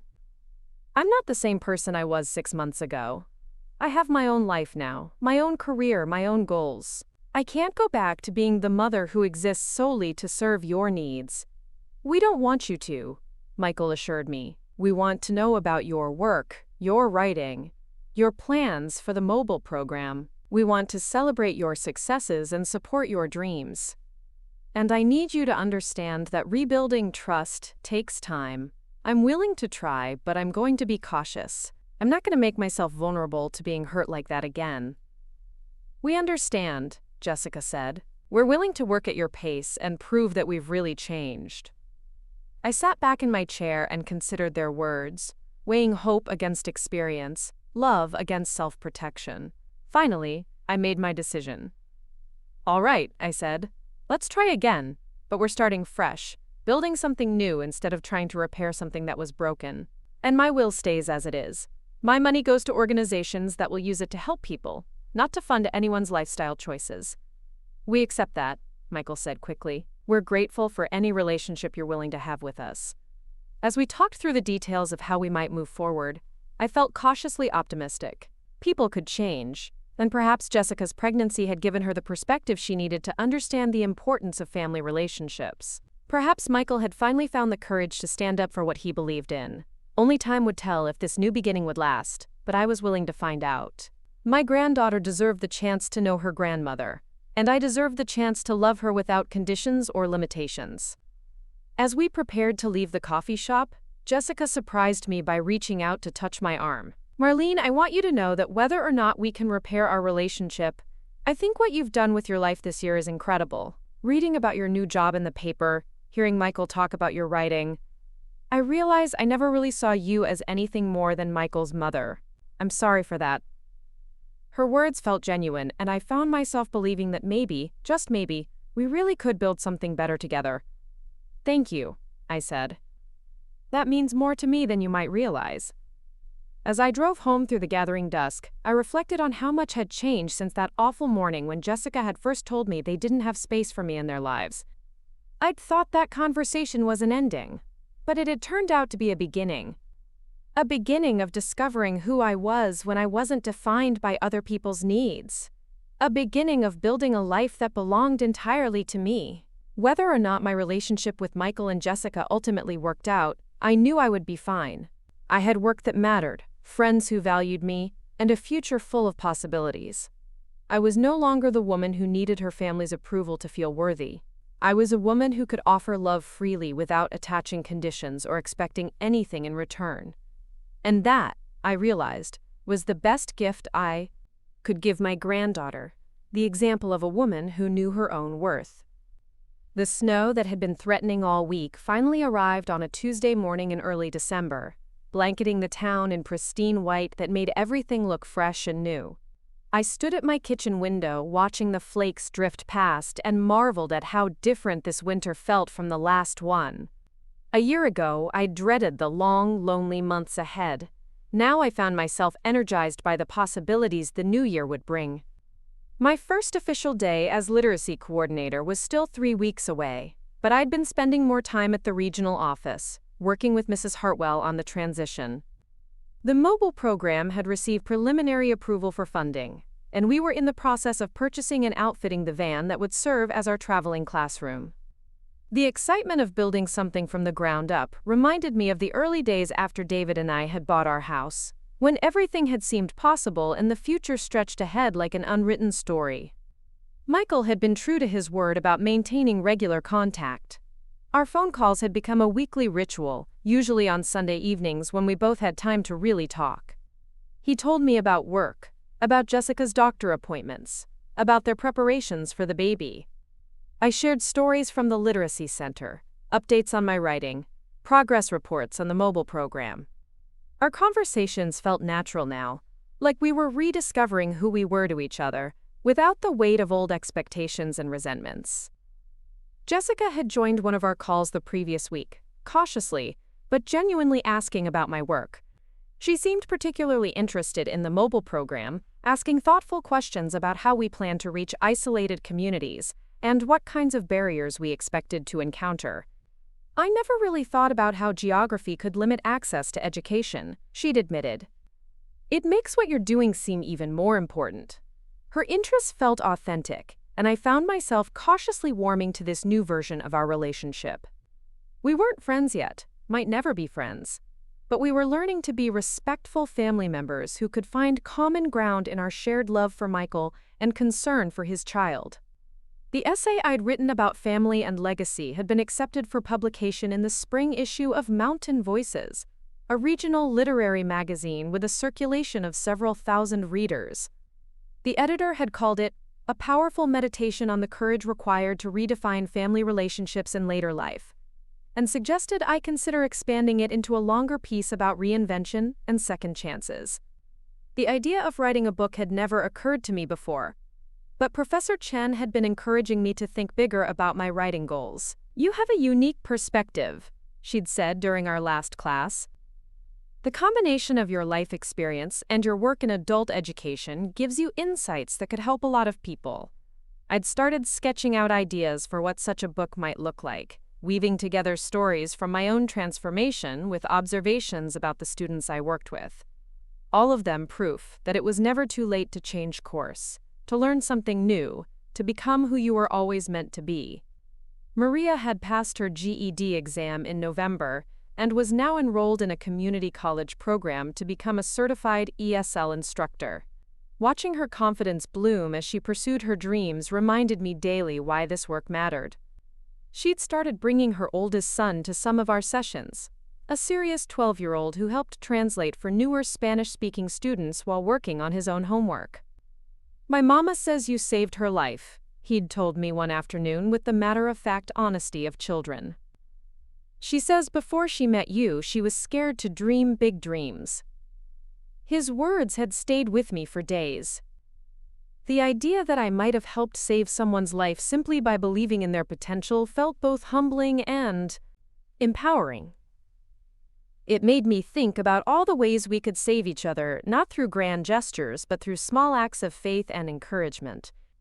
The mobile program had its first test run scheduled for the week after Christmas, a trial session in Pine Ridge, where Pastor Williams had arranged for us to use the community center. We'd recruited 4 instructors willing to make the weekly drive, and 12 adults had already signed up for classes. The van had been equipped with laptops, books, whiteboards, and comfortable seating for 8 students. It felt like a small miracle, this rolling classroom that could bring hope and opportunity to places that had been overlooked for too long. Christmas approached with a mixture of anticipation and uncertainty. Michael and Jessica had invited me for Christmas dinner, our first family celebration since the painful confrontation that had changed everything. I'd accepted, but I'd also made plans with Mrs. Chen and several other friends from the Literacy Center for Christmas Eve, ensuring that my happiness didn't depend entirely on how things went with my family. The week before Christmas, I received an unexpected call from Ruth in Arizona. We'd been talking more frequently since I'd started my new job, but her voice carried an unusual urgency. "Marlene, I have a proposition for you," she said without preamble. "How would you feel about coming to visit us for a week or two this spring? I've been telling my kids about everything you're doing, and they're fascinated by your literacy work. Sarah, my youngest, is studying education at Arizona State, and she'd love to interview you for a paper she's writing on adult learning programs." The invitation surprised me. Ruth and I had maintained a cordial but distant relationship for decades, exchanging Christmas cards and occasional phone calls, but never making the effort to really know each other as adults. The idea of visiting her family, of being welcomed as someone with expertise worth sharing, rather than just a relative to be tolerated, felt both foreign and appealing. "I'd like that," I said, meaning it. "I've never been to Arizona. You'd love it here. And it would be good for you to see what it's like to be the family member everyone's excited to meet, instead of the one everyone's obligated to include." Her observation was more perceptive than I'd expected. Yes, it would be good to experience that kind of welcome, to be valued for who I was rather than endured because of blood relationships. Christmas Eve with my chosen family was everything I'd hoped it would be. Mrs. Chen hosted the gathering in her warm, cluttered living room, and we were joined by Carmen from the Literacy Center, Helen and 2 other volunteers, and Maria with her children. We shared a potluck dinner, exchanged small gifts, and spent the evening telling stories about the moments that had shaped our lives. "To second chances," Mrs. Chen proposed as we raised our glasses of sparkling cider. "And to the courage to take them." To second chances, we all echoed, and I felt the truth of those words resonate through my entire being. Christmas Day dawned clear and cold, with icicles hanging like crystal daggers from my eaves. I dressed carefully for dinner at Michael and Jessica's, choosing a new sweater I'd bought specifically for the occasion. It was deep blue, a color David had always said brought out my eyes, and wearing it made me feel confident and attractive in a way I'd almost forgotten was possible. Their house looked different somehow as I pulled into the driveway. The same structure, the same landscaping, but it felt more welcoming than it had during my previous uncomfortable visits. Michael met me at the door with a genuine smile and a long hug that felt like coming home. "Merry Christmas, Mom," he said, taking my coat. Jessica's in the kitchen, putting the finishing touches on dinner. The smell of roasting turkey filled the house, along with the warm scents of sage and cinnamon. Jessica appeared in the doorway to the kitchen, her pregnancy now unmistakably visible, and greeted me with what seemed like genuine pleasure. "Marlene, I'm so glad you're here," she said, and I heard none of the forced politeness that had characterized her tone in previous interactions. "I hope you're hungry. I may have gone a little overboard with the cooking." The dining room table was set with care, using what I recognized as Jessica's wedding china but with touches that felt more personal than formal. There were handwritten place cards, fresh flowers from the florist, and candles that cast a warm glow over everything. "This is beautiful," I said, meaning it. "I wanted it to be special," Jessica replied. "Our first Christmas as a real family." The phrasing caught my attention. Our first Christmas as a real family, implying that whatever we'd had before hadn't qualified as real. But instead of feeling hurt by the implication, I found myself grateful for the acknowledgement that we were starting fresh, building something new rather than trying to resurrect something that had never worked properly. Dinner conversation flowed more easily than it had in years. Michael told stories about his work, funny anecdotes about difficult clients, and unexpected challenges. Jessica talked about the baby with the kind of excited nervousness that seemed perfectly natural for a first-time mother. I shared updates about the mobile program and read them a paragraph from my essay that would be published in the spring. "Mom, that's incredible," Michael said after I finished reading. "I had no idea you were such a good writer." "I'm still learning," I said. "But it turns out I have things to say that people want to read." "I'd love to read the whole essay when it comes out," Jessica said. "And I want to hear more about this book idea. You should definitely pursue that." Her encouragement felt genuine, and I realized that this was what I'd always wanted from family: people who were interested in my accomplishments, who celebrated my successes, who saw me as more than just a role I played in their lives. After dinner, we moved to the living room for gift exchange. I'd brought books for both of them, carefully chosen titles I thought they'd enjoy, along with a soft yellow blanket I'd knitted for the baby. They gave me a beautiful leather portfolio for my writing, engraved with my initials, and a framed photo of the ultrasound with Grandma's first picture, written in Jessica's careful handwriting. "We wanted you to know how much we're looking forward to you being part of her life," Jessica said as I studied the fuzzy black and white image that would be my granddaughter. "Have you chosen a name yet?" I asked. Michael and Jessica exchanged a look, and I could see they were debating whether to share something they'd been keeping secret. "We're thinking about Elena," Jessica said finally. "After you. Elena Walker Harrison." The words hit me with unexpected force. My granddaughter would carry my name, would be connected to me in a way that couldn't be taken away by arguments or misunderstandings. Elena Walker Harrison. It had a beautiful sound, a strong sound. "That's a lovely name," I managed to say around the lump in my throat. "She'll be lucky to have it." "We want her to be proud of where she comes from," Michael said. "And we want her to know about the strong women in her family who came before her." As the evening wound down and I prepared to leave, Jessica asked if I would be willing to be in the delivery room when the baby was born. "I know it's not traditional to have the grandmother there," she said, "but I don't have my mother, and I think I'd like to have another woman there who loves this baby." The invitation was unexpected and deeply moving. To be trusted with such an intimate moment, to be seen as someone whose presence would be comforting rather than intrusive, felt like the ultimate symbol of how much our relationship had changed. "I would be honored," I said, and meant every word.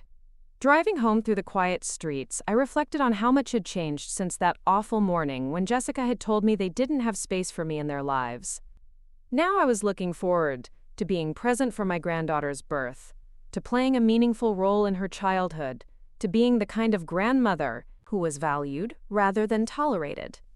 The new year brought a flurry of activity as the mobile literacy program officially launched. Our first session in Pine Ridge exceeded all expectations, with 15 adults showing up instead of the 12 who'd pre-registered.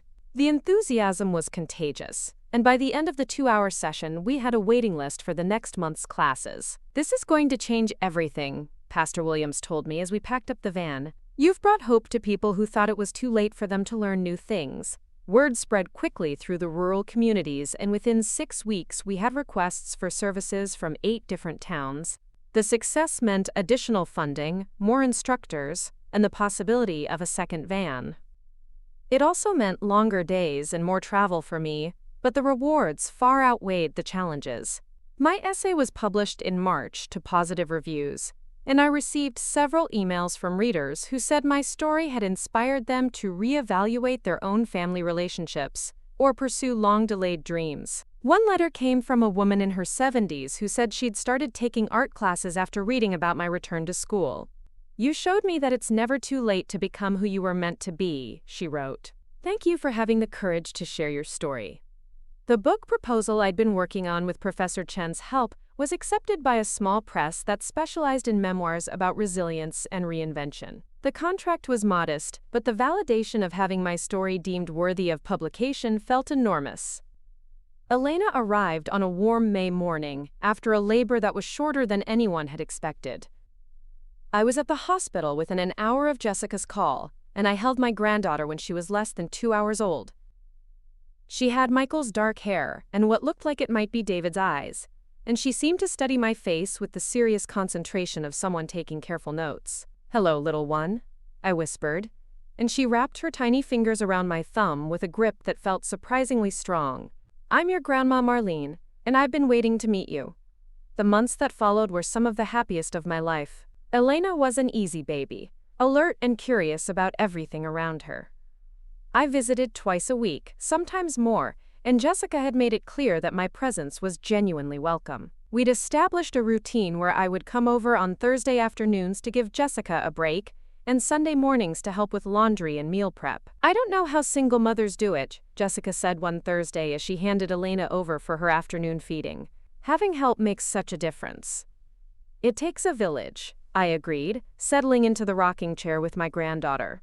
"And I'm grateful to be part of yours." The mobile literacy program had expanded to serve 12 communities, and we'd helped over 200 adults improve their reading skills in our first year. The success had attracted national attention, with articles in education journals and an invitation for me to speak at a conference on rural adult education. At 70, I was becoming known as an expert in my field, something I never would have imagined a year earlier. Maria had completed her certification and was now working as a full-time ESL instructor at the community college. She'd been hired partly on my recommendation, and watching her confidence bloom in her new role reminded me daily of why this work mattered.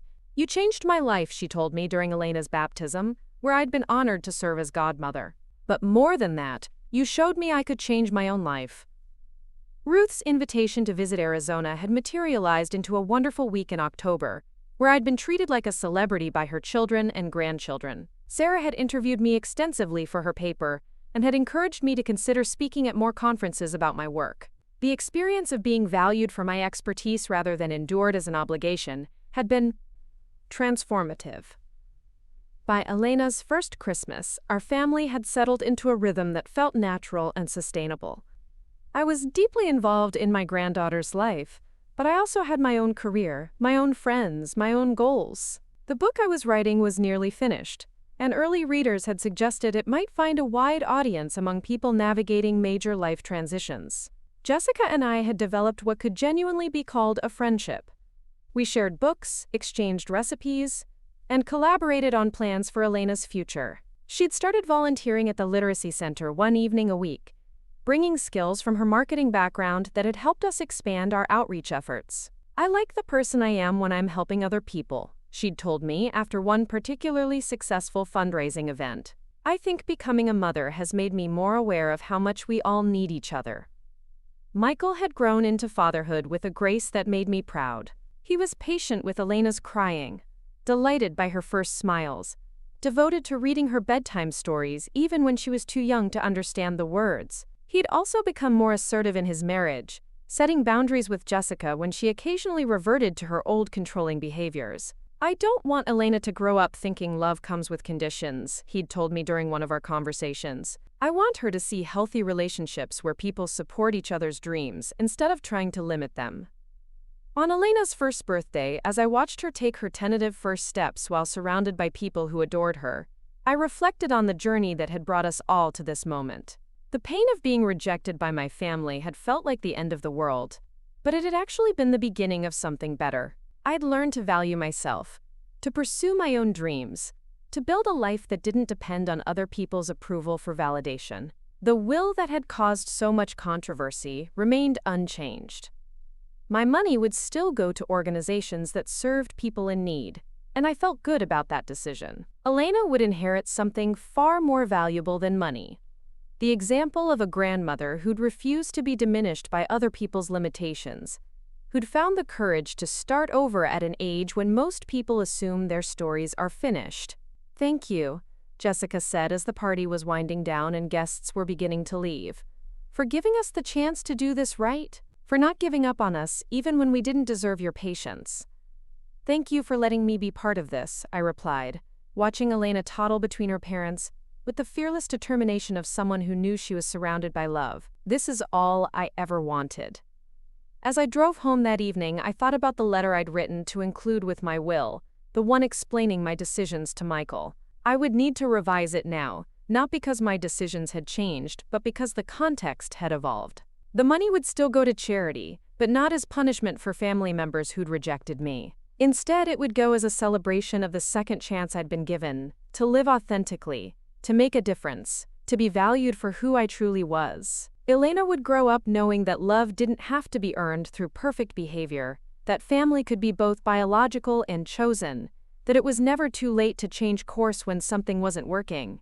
She would learn that being a strong woman meant standing up for yourself, while still remaining open to forgiveness and growth. Most importantly, she would know her grandma Marlene as someone who'd refused to be defined by other people's limitations, who'd found the courage to build a life of purpose and meaning, even when it seemed too late to start over. That was a legacy worth leaving, a story worth telling, a life worth living.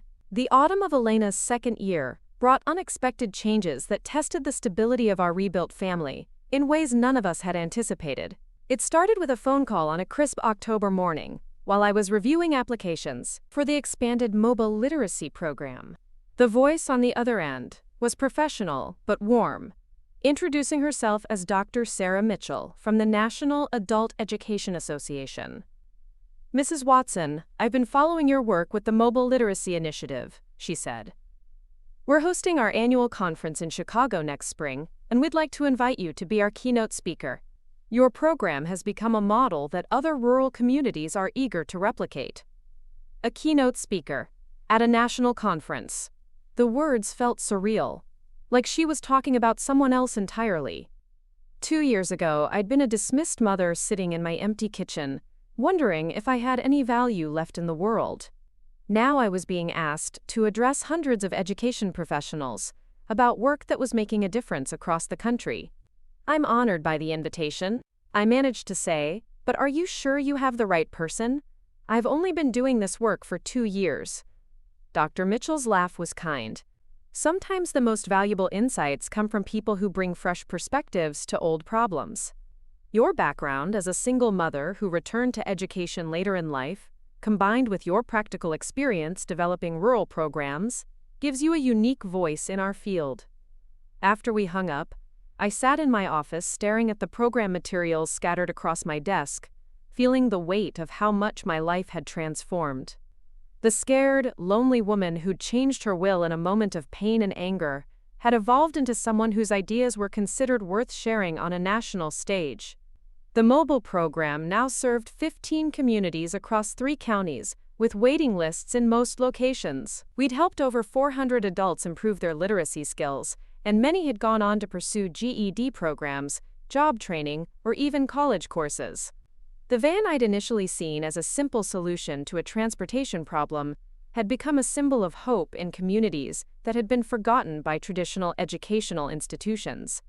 Maria had been promoted to regional training coordinator, developing curricula that could be adapted for different cultural and linguistic communities. Her success story had been featured in several education journals, and she'd started speaking at conferences herself. Watching her confidence bloom from tentative English student to respected professional never failed to fill me with pride. "You see what you did?" she'd said during a recent conversation. "You didn't just teach me English. You taught me to believe I could be more than I thought possible." Her words echoed in my mind as I prepared for Elena's second birthday party. My granddaughter had grown into a curious, spirited toddler who seemed to absorb information like a tiny sponge. She'd started calling me Mimi, a name that felt more intimate and special than the formal grandma I'd expected. Jessica had begun bringing her to the literacy center occasionally, where Elena would toddle around charming the adult students and playing with books while her mother helped with administrative tasks. "She loves being around people who are learning," Jessica had observed. "Maybe she'll grow up to be a teacher like her Mimi." The easy affection in Jessica's voice when she said Mimi represented a transformation I still sometimes found hard to believe. Our relationship had evolved from barely concealed hostility to genuine friendship, built on mutual respect and shared commitment to Elena's well-being. Jessica had revealed herself to be thoughtful and caring once she'd stopped seeing me as a threat to her marriage. Michael had grown into fatherhood with a depth of emotional engagement that impressed everyone who knew him. He read to Elena every night, patiently answered her endless questions, and delighted in her developing personality. He'd also become more involved in my work, helping with technology setup for the mobile program and occasionally joining me for site visits to rural communities. "I'm proud of what you've built, Mom," he'd told me recently, "but I'm even more proud of how you rebuilt yourself." The book I'd written about second chances and family transformation had been published 6 months earlier to surprising success. Never Too Late, a journey of reinvention and resilience, had resonated with readers facing their own major life transitions, particularly women navigating divorce, empty nest syndrome, or other relationship challenges. The publisher had arranged several speaking engagements, and I discovered I enjoyed sharing my story with audiences who found hope in hearing about someone who'd started over successfully in their 70s. One particularly moving letter had come from a woman named Patricia in Oregon, who'd written to tell me that my book had given her the courage to leave an emotionally abusive marriage after 30 years. "Reading about how you found your worth when your family couldn't see it helped me realize that I deserved better treatment from my husband," she'd written. "I'm 58 and starting over, and your story reminds me that it's not too late to build the life I want."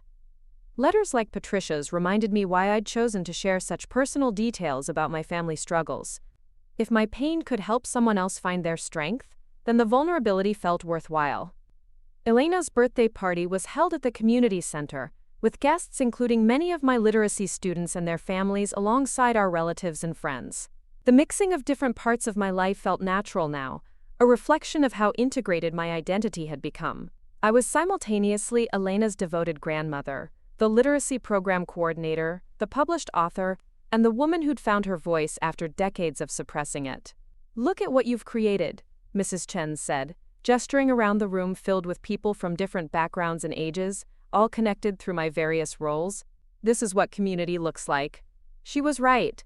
The community I'd built wasn't just about the literacy program or my family relationships.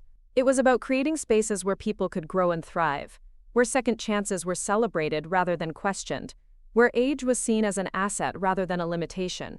During the party, Sophia, Maria's daughter, who is now 10, approached me with a carefully written card.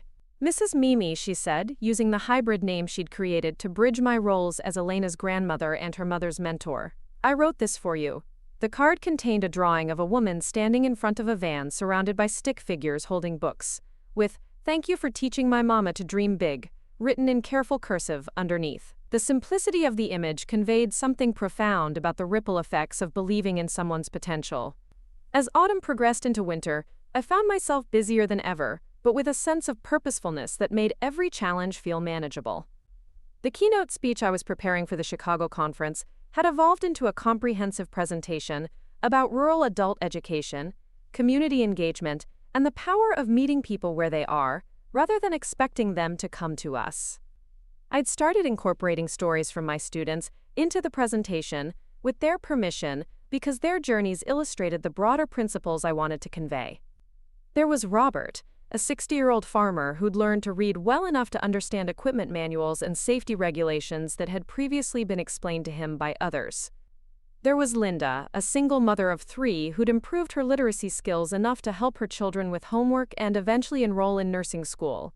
Each story represented not just individual transformation but community strengthening. When adults improved their education, their families benefited, their workplaces benefited, their entire communities became more resilient and connected. The winter months also brought unexpected news about the mobile program's future. The state education department had been so impressed with our results that they wanted to fund expansion into 2 additional regions, potentially serving rural communities across the entire state. The opportunity was enormous, but it would require me to travel more extensively and take on supervisory responsibilities for multiple program coordinators. You could transform adult education across the entire state, Dr. Patterson from my certification program told me when I called to discuss the opportunity. But more importantly, you could train other coordinators to replicate what you've built. The model you've developed could serve as a template for rural programs nationwide. The scale of the opportunity was both thrilling and intimidating. At 71, I was being asked to take on the biggest challenge of my career, to build something that could outlast my own involvement and serve communities for decades to come. I discussed the decision with Michael and Jessica during one of our weekly family dinners, a tradition we'd maintained even as Elena's sleep schedule and Jessica's return to part-time work had complicated our logistics. "Mom, this is incredible," Michael said after I'd explained the state's proposal. "But are you sure you want to take on something this demanding? You've already accomplished so much." His concern was touching, but I could hear the old assumptions underneath it. The idea that at my age, I should be scaling back rather than expanding, that I'd already done enough and should be content with what I'd achieved. "I'm not ready to retire," I said firmly. "This work energizes me. The day it starts feeling like a burden instead of an opportunity, I'll know it's time to step back. But right now, I feel like I'm just getting started." Jessica, who'd been listening quietly while cutting up pieces of banana for Elena, looked up with a smile. "I think you should do it. Elena should grow up seeing that her Mimi never stopped challenging herself to do bigger and better things." Her support meant more than I could easily express. 2 years earlier, Jessica had seen my ambitions as threats to her family's stability. Now she was encouraging me to pursue opportunities that would require significant time and energy, trusting that my expanded role wouldn't diminish my commitment to being Elena's grandmother. The decision became easier when I learned that Maria would be offered a position as one of the regional coordinators if the expansion was approved. The idea of working alongside someone whose growth I'd witnessed from the beginning, whose success represented everything I hoped the program could achieve, felt like a perfect full circle. "Are you sure you're ready for that level of responsibility?" I asked her during one of our planning meetings. "Are you kidding?" She laughed. 2 years ago, I was afraid to speak English in front of strangers. Now you're asking if I'm ready to coordinate education programs for entire regions. If you can start over at 68, I can step up at 37. Her confidence was infectious, and I realized that part of what made this opportunity so appealing was the chance to work with people who understood that growth and challenge were lifelong pursuits, rather than activities reserved for the young. Spring arrived early that year, with daffodils blooming in March and the promise of new beginnings everywhere I looked. Elena had started forming complete sentences, often surprising us with observations that seemed wise beyond her 2 years. "Mimi teaches people words," she announced one afternoon while we were reading together, as if she'd just figured out something important about my work. "That's right, sweetheart. I help people learn to read better." "Like Mama Sophia's mama?" "Exactly like Maria. She came to my classes, and now she teaches other people." Elena nodded solemnly, processing this information with the seriousness she brought to most new concepts. "When I'm big, I'll teach people words too." The simplicity of her declaration, the assumption that teaching and helping others was a natural thing to do, filled me with hope for the kind of person she was growing up to become. The keynote speech in Chicago exceeded my wildest expectations. The Audience of nearly 800 education professionals gave me a standing ovation, and the question and answer session ran 20 minutes over the scheduled time because people were so engaged with the ideas we were discussing. Several conference attendees approached me afterward to discuss replicating our model in their own states. "You've started something that's going to spread far beyond what you originally imagined," Dr. Mitchell told me as we wrapped up the conference. "I hope you're prepared for the kind of national attention this is going to bring." National attention had never been part of my plan, but I was learning to embrace opportunities I couldn't have imagined when I first started this journey.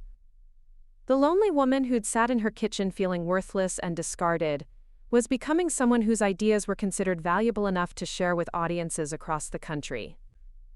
The state expansion was approved in May, with funding secured for 3 years and the possibility of renewal based on performance metrics. Maria and I would be working with teams in 5 regions, training new coordinators and establishing programs that could serve rural communities throughout the state. The scope of the project required me to hire an assistant and establish a more formal office, transforming what had started as one woman's response to personal crisis into a structured organization with the potential to change thousands of lives. Elena's 3rd birthday party that summer was a celebration not just of her growth, but of how much our entire family had evolved since that difficult period when we'd nearly lost each other entirely. The party was held in our backyard, with guests including literacy students, fellow educators, family friends, and relatives who'd traveled from out of state to be part of the celebration. Ruth had flown in from Arizona with her daughter Sarah, who was now working on her master's thesis about community-based adult education programs, and had interviewed me extensively for her research. Having my sister see the life I'd built, the relationships I'd cultivated, and the work I was doing felt like another kind of validation. "I barely recognize you," Ruth said as we watched Elena blow out her candles surrounded by people who clearly adored her. "You seem so confident, so purposeful. It's like you found yourself." "I think I did," I replied. "Or maybe I finally gave myself permission to become who I was always meant to be." As the party wound down and guests began to leave, Jessica approached me with something that looked like nervousness. "Marlene, Michael and I wanted to talk to you about something," she said. "We've been discussing it for months, and we finally decided to ask." My heart clenched for a moment, worried that they were going to request something that would damage the trust we'd rebuilt. But Jessica's expression was hopeful, rather than demanding. "We're thinking about having another baby," she continued, "and we were wondering if you'd be willing to be even more involved this time. Maybe help with childcare a few days a week so I could go back to work full-time? We know you're busier than ever with the state program, but we also know how much Elena has benefited from having you so present in her life." The request was everything I'd once dreamed of: being needed, being trusted with precious responsibilities, being seen as an essential part of my family's future. But it was also a test of the boundaries I'd learned to maintain, the balance between generous love and self-sacrifice that had taken me years to achieve. "I'd love to help," I said carefully, "but we'd need to work out a schedule that respects everyone's needs, including mine. I can't be the primary child care solution, but I can definitely be a regular and reliable part of the support system." "Of course," Michael said quickly. "We wouldn't want you to give up your work or limit your opportunities. We just want our children to have the benefit of growing up close to their grandmother." Their children. Plural. The idea of another grandchild, another little person to love and guide and watch grow, filled me with anticipation. But equally important was the recognition that they were asking for my help rather than demanding it, offering partnership rather than expecting servitude. As I reflected on the evening while cleaning up the last of the party dishes, I marveled at how different this celebration felt from the lonely birthdays and holidays I'd endured during the darkest period of our family estrangement. Elena's laughter still echoed in the backyard, and the house felt warm with the residual energy of people who genuinely enjoyed each other's company. The will that had caused so much controversy 3 years earlier remained unchanged, and I felt peaceful about that decision. Elena and her future sibling would inherit something far more valuable than money. They would grow up in a family where love was freely given and received, where individual dreams were supported rather than suppressed, where it was never too late to grow and change and become better versions of yourself. My granddaughter would know her Mimi as someone who'd refused to accept diminishment, who'd found the courage to start over when life seemed finished, who'd built something meaningful from the ashes of disappointment and rejection. That was a legacy worth leaving, a story worth living, a gift that no amount of money could purchase. The woman who'd once measured her worth by how much her family needed her had learned to measure it by how much she could contribute to the world, while still maintaining the relationships that mattered most. It had taken 70 years to find that balance, but every day of the journey had been worthwhile. Up next, you've got 2 more standout stories right on your screen. If this one hit the mark, you won't want to pass these up. Just click and check them out.